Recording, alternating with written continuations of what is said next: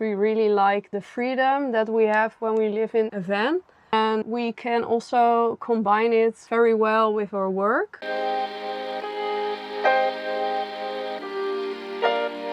Hi, my name is Bob. And I'm Tara. And this is our dog Jip. And let you show us our self-converted van. It's a Peugeot Boxer from 2015. It has a 2-liter diesel engine in it. We chipped it 1 month ago because we thought it had a little bit too less of a power in low RPMs. So after the engine tuning, it now has 200 horsepower and 380 Newton meters of torque, which is plenty. I really recommend it to do because it's such a difference. We decided to mount some all-terrain tires, which are from BF Goodrich. It was quite hard to get a hand on them because, well, not one of the suppliers in the Netherlands basically had some stock of these tires. So after weeks of waiting, we finally got them. The wheels are from Delta, which is a German company. We bought them directly from them. We think it makes the van really cool and a little bit more masculine from the outside. Yeah. It was easy swap, or you had to adjust some height? No. Just one-to-one? Yeah. It was easy to mount because the bus itself is quite high. So we didn't need to raise it. Because it's a Peugeot Boxer Maxi platform, which is a little bit more taller than the basic L3. Yeah. It's a little bit higher as well because it gets loaded more. So in the back it also has double spring plates, which makes it that it don't really goes through the coils. So it's a perfect suspension, I think. On the top of our van we mounted an awning. It's 4 meters long. So it's perfect when it's raining or very hot. You have enough shadow to stay outside. We have like a mosquito net, which can slide through the door to keep mosquitoes in once they're in. And this is our kitchen. We can cook here, and we have a extended table, so we can make some dinner over here. Yeah, and over here you can see some lights. So we've got dimmable LEDs throughout the whole of the van, and we've got like a massive LED strip throughout the ceiling over here. And over here you can see a small control unit for our diesel heater, which is located below our seat. Here we store our herbs and tea, for example. And over here we have our knives and all the other things.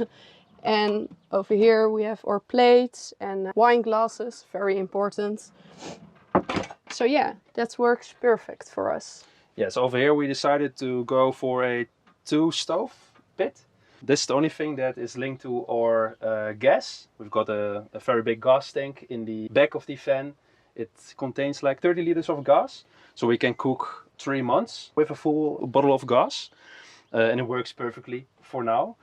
So over there, Tara can show you the sink. We've got some running water. We only have cold water, of course. We don't have a boiler. We made sure to build like a kitchen which is very house-like. So yeah, that's basically the kitchen. Can you show the locks, how they're working? Over here we decided to drill a couple of holes. And once you push it, the clip on the inside goes down. So basically that's the way you unlock this.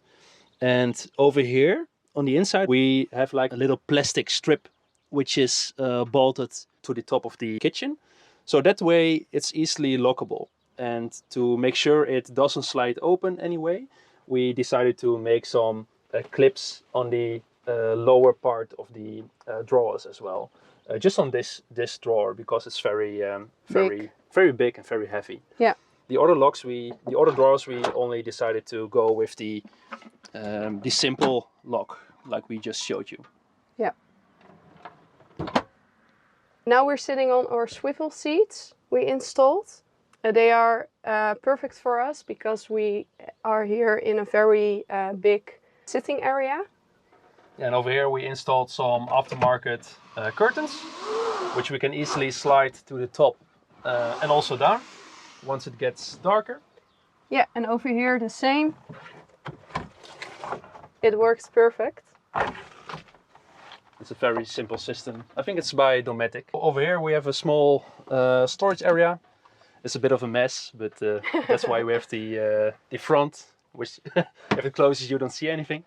Over here we've got a little storage for a book we've written. We also have a small MiFi router, which has a SIM card inside, so we can have some decent Wi-Fi hotspot in the camper for working. For both sides we decided to go with a fairly big window, which is tinted, as you can see. So it keeps it a bit more darker inside, but also it gives you a little bit more privacy. And we made some curtains. Tara made it herself, and her friend, she made the leather straps, and we just installed them last week. So it makes it a little bit more cozy. Then we have our table, which is basically, I'm not sure what kind of wood this is anymore, but we decided to mount it to the side of the wall of the camper. So it doesn't have a table leg, so we can easily, well, move our feet below it, and our dog can easily walk below. We've got like a static seat over here. I used to sit where Tara is seated, and Tara is normally seated over there once we're eating or once we work. Then if you come across my side, you can see some electronics. So over there we've got a radio, and the radio is actually installed below our seating. And it's basically for a boat, so it's really small, but it works really, really great.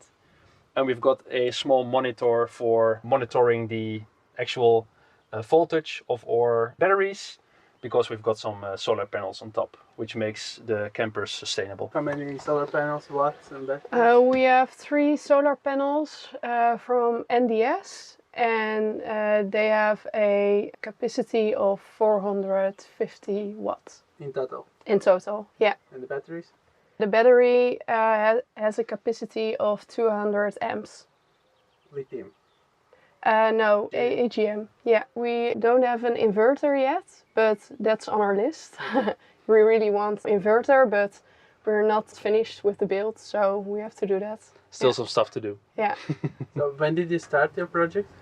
We start with the build in July 2021 and worked on it every week, 1 or 2 days, sometimes 3. And in December we sold our house and we moved out in the end of April, right? Yeah. So yeah, we worked on it for 9 months. Yeah. So and since April you have been on the road? Since April we've been full-time on the road. Some food, and we've also have some electricity over here uses. This is perfect for all the food and drink you don't need every day. Over here we store bathroom stuff and some books. We made all the fronts by ourselves out of rotan, and we really like it because it gives the van a more natural look. The first part we did when converting the van was actually the ceiling. We used like a nail gun to, well, basically nail all the wood on top of a small wooden plate. Afterwards we installed 2 max fans.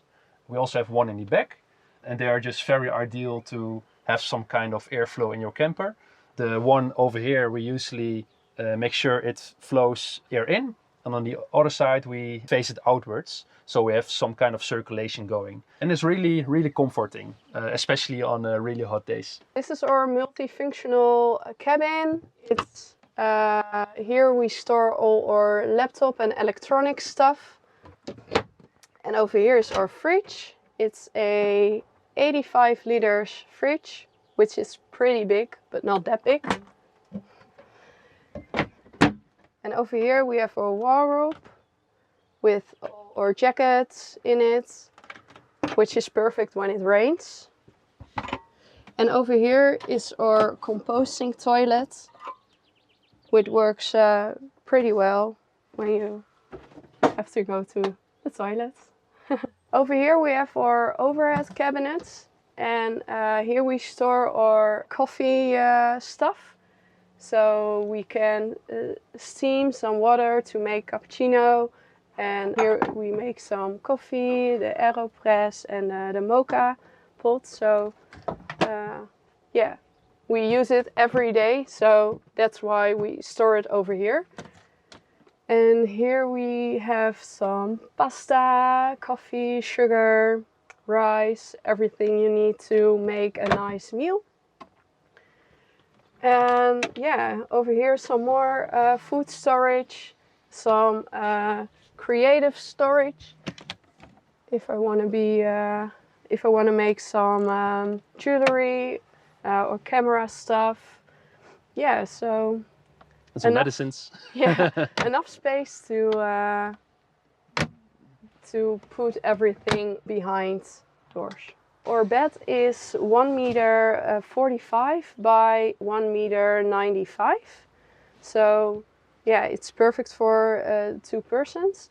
And we choose this size to make on this side a big wardrobe to store all our clothes and stuff. And that one is not opening when you're driving the door? Deep? Yeah, when you're braking, it won't open? It's No. holding? No, No, it's holding. Yeah. Yeah. We were kind of amazed that it didn't slide open during Yeah. drives. But it's basically working Yeah. like how it's supposed to. Yeah. And there you have extra fan.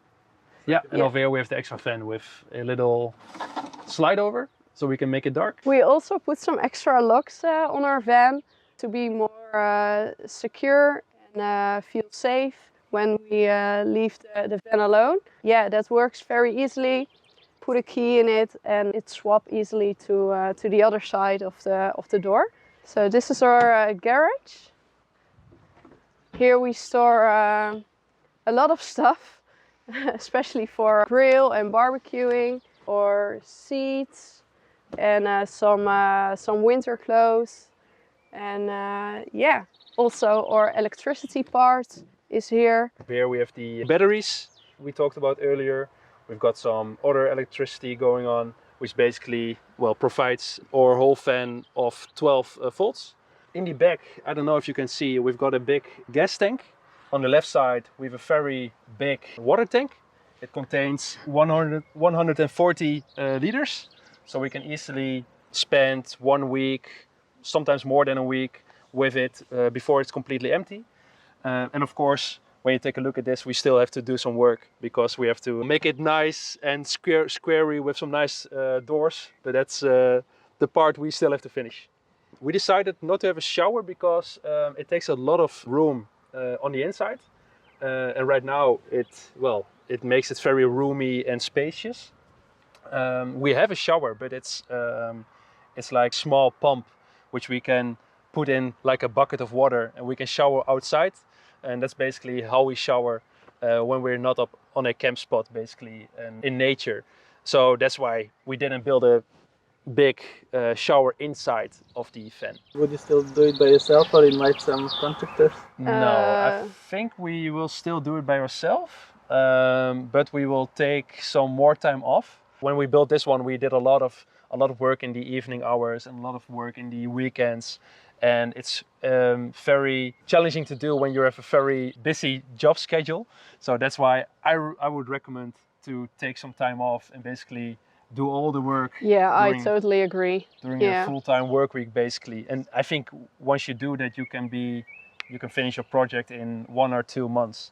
But we worked on it for like 8 or 9 months because we did everything in the spare hours, and that's quite exhausting.